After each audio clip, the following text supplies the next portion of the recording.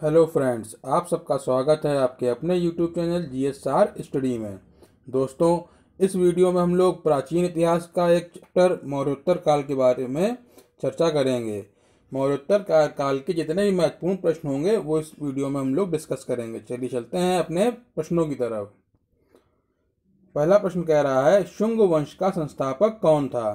तो दोस्तों, शुंग वंश का संस्थापक था पुष्यमित्र शुंग। इसका सही आंसर है ऑप्शन नंबर 2। पुष्यमित्र शुंग ने शुंग वंश की स्थापना की थी दोस्तों। ठीक है। जो शुंग वंश थी उसकी राजधानी थी विदिशा, और जो पुष्यमित्र शुंग थे वो जाति के ब्राह्मण माने गए हैं।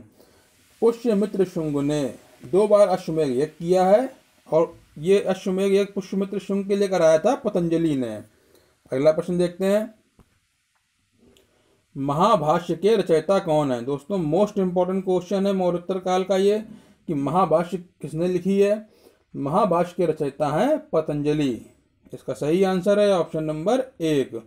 पुष्यमित्र शुंग के पुरोहित थे पतंजलि।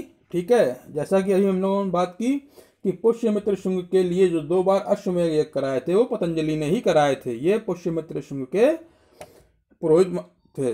अगला प्रश्न देखते हैं, भरहूत स्तूप का निर्माण किसने करवाया था? तो दोस्तों, भरहूत स्तूप का निर्माण कराया था पुष्यमित्र शुंग ने। इसका सही आंसर है ऑप्शन नंबर 3।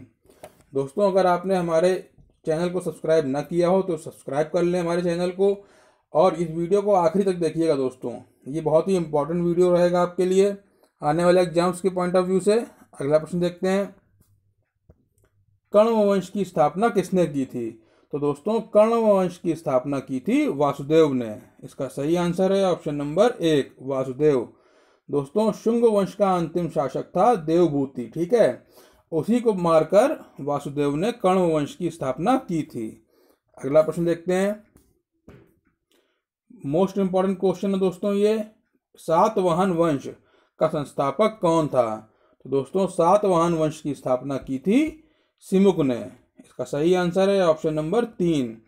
दोस्तों, कहीं कहीं पर सिमुक को शिमुक भी कहा गया है, गोली वाली शाह बनाई गई है। शिमुक भी कहा जाता है इसको, और सिमुक भी कहा जाता है। ये दोनों नाम जो है सेम है। कण्व वंश का अंतिम राजा था सुशर्मा।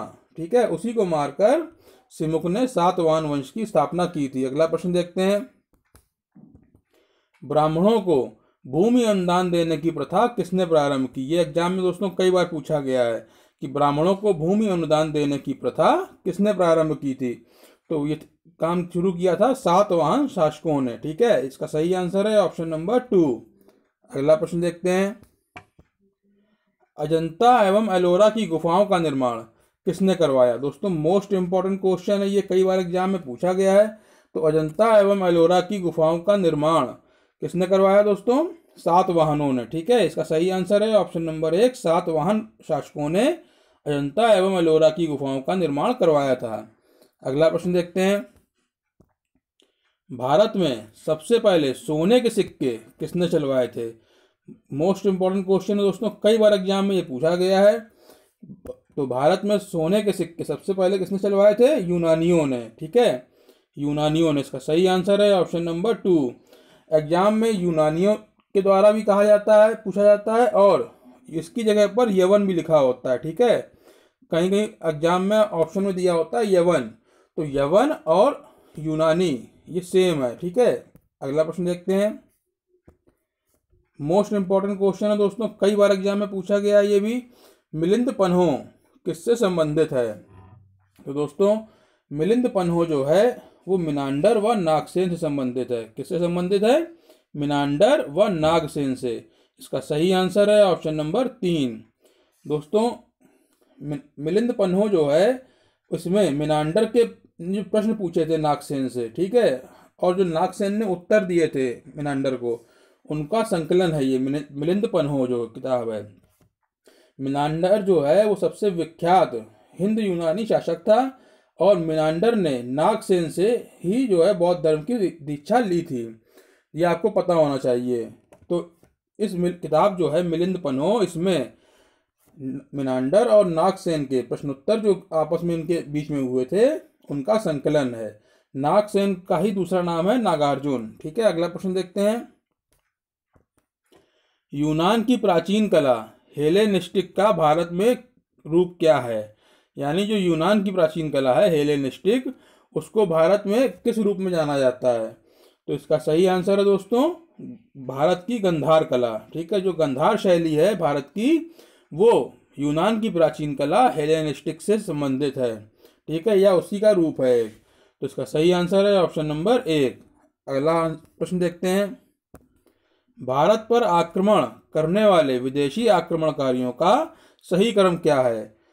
जो भारत पर विदेशी आक्रमणकारियों ने आक्रमण किया, वो किस क्रम में भारत पर आक्रमण किया उन्होंने, यहाँ पे ये पूछा जा रहा है।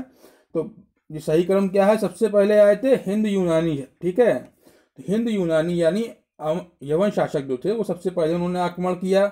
उसके बाद आए शक, उसके बाद आए पहलव शासक, और फिर कुषाण शासक आए थे। ठीक है, तो इसका सही आंसर है ऑप्शन नंबर 4।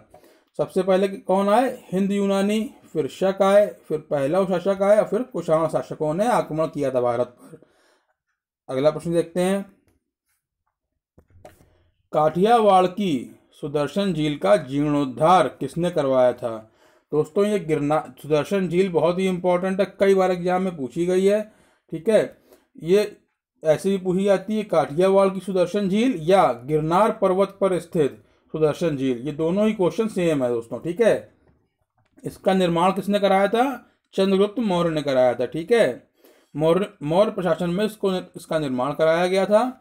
और इसका जीर्णोद्धार किसने कराया था? रुद्रदामन प्रथम ने। ठीक है, किसने कराया था? रुद्रदामन प्रथम। ऑप्शन नंबर 1 इसका एकदम सही आंसर है।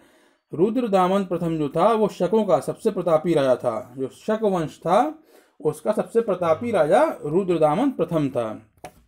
अगला प्रश्न देखते हैं। मोस्ट इंपॉर्टेंट क्वेश्चन है दोस्तों ये, गिरनार अभिलेख कई बार एग्जाम में पूछा गया है। ये गिरनार अभिलेख का संबंध किससे है?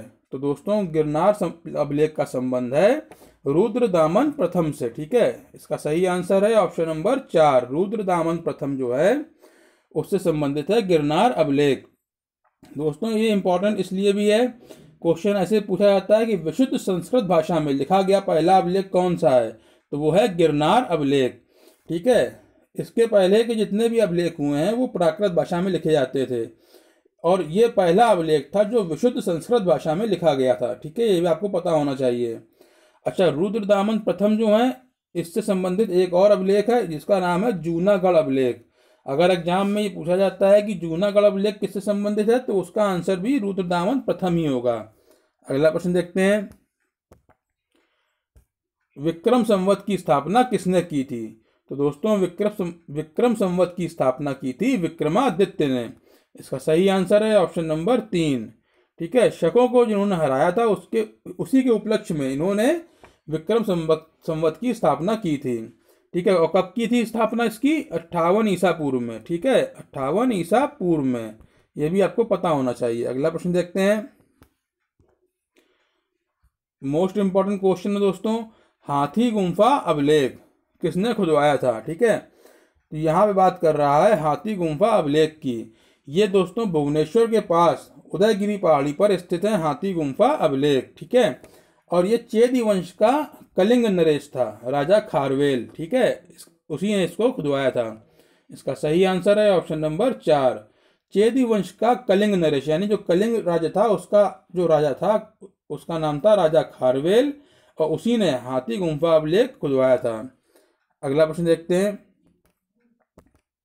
कुषाणों के विषय में हमें जानकारी कहाँ से प्राप्त होती है?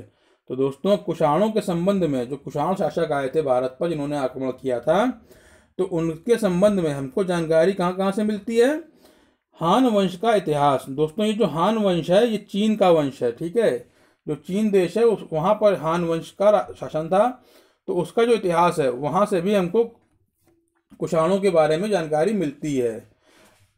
इसके अलावा माध्यमिक सूत्र और बुद्ध चरित, इन तीनों से ही जो है हमको कुषाण वंश के बारे में जानकारी प्राप्त होती है। तो इसका सही आंसर है ऑप्शन नंबर 4, उपरोक्त सभी।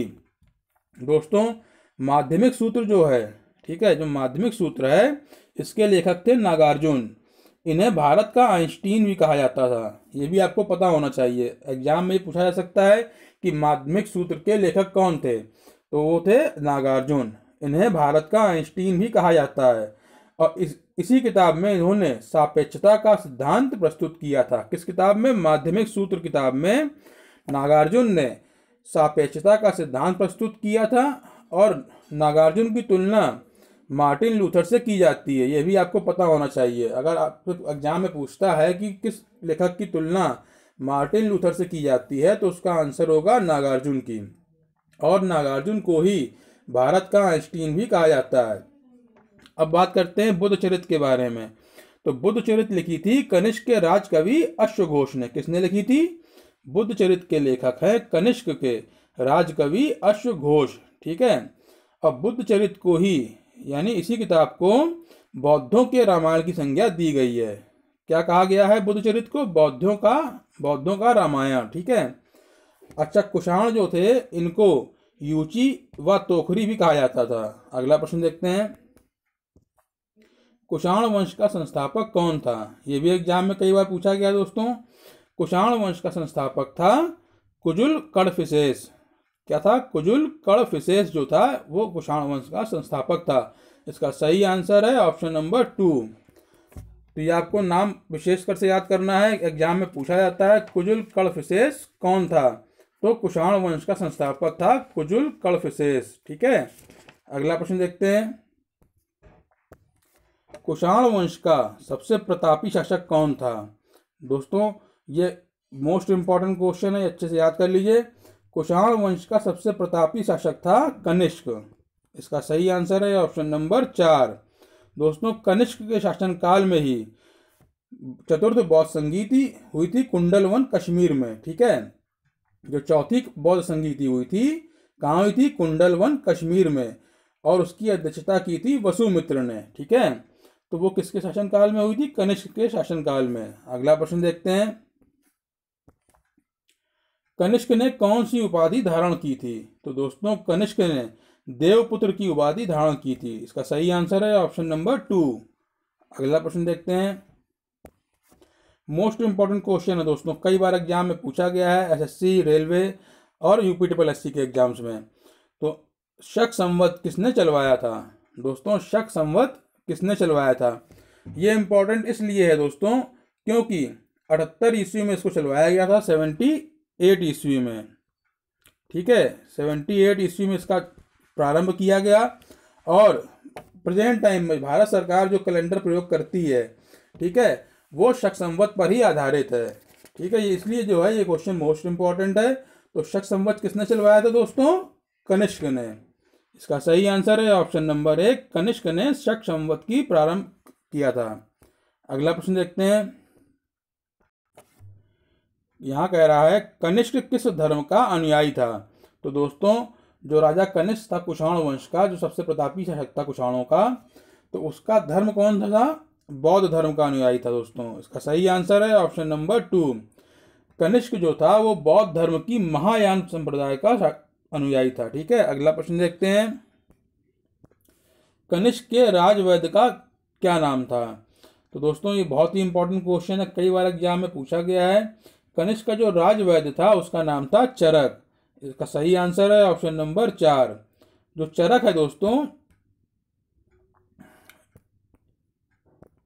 चरक जो है वो आयुर्वेद का विख्यात विद्वान था और चरक संहिता की रचना इसी ने की थी। तो चरक संहिता की रचना किसने की थी? चरक ने की थी। ठीक है। एग्जाम में ये भी कई बार पूछा गया है कि चरक संहिता किसने लिखी है, तो इसका सही आंसर होगा चरक ने। और चरक कौन था? कनिष्क का राजवैद्य था। अगला प्रश्न देखते हैं, महाविभाष सूत्र के रचनाकार कौन है? दोस्तों एक ग्रंथ है महाविभाष सूत्र। ठीक है। इसकी रचना की थी वसुमित्र ने। इसका सही आंसर है ऑप्शन नंबर 1। जो वसुमित्र था वो कनिष्क के समकालीन था। ठीक है। और इसे ही बौद्ध धर्म का विश्वकोश कहा जाता है। यानी महाविभाष सूत्र जो है इसको क्या कहा जाता है? बौद्ध धर्म का विश्वकोश। ठीक है। और वसुमित्र ने इसकी रचना की थी दोस्तों, और ये कनिष्क जो राजा था उसके समकालीन था। अगला प्रश्न देखते हैं, गांधार शैली एवं मथुरा शैली का विकास किसके शासनकाल में हुआ था? दोस्तों, गांधार शैली और मथुरा शैली, इन दोनों ही शैलियों का विकास जो है वो कनिष्क के शासनकाल में हुआ था। इसका सही आंसर है ऑप्शन नंबर 1। दोस्तों, इसी के साथ मौर्योत्तर काल से संबंधित जो भी महत्वपूर्ण प्रश्न एग्जाम में पूछे जाते हैं वो समाप्त होते हैं। अगर आपको हमारा वीडियो अच्छा लगा हो, हमारे द्वारा प्रोवाइड की गई इन्फॉर्मेशन अच्छी लगी हो, तो हमारे चैनल को लाइक करें, सब्सक्राइब करें, वीडियो को लाइक करें और मिलते हैं अपने अगले वीडियो में। Thank you friends.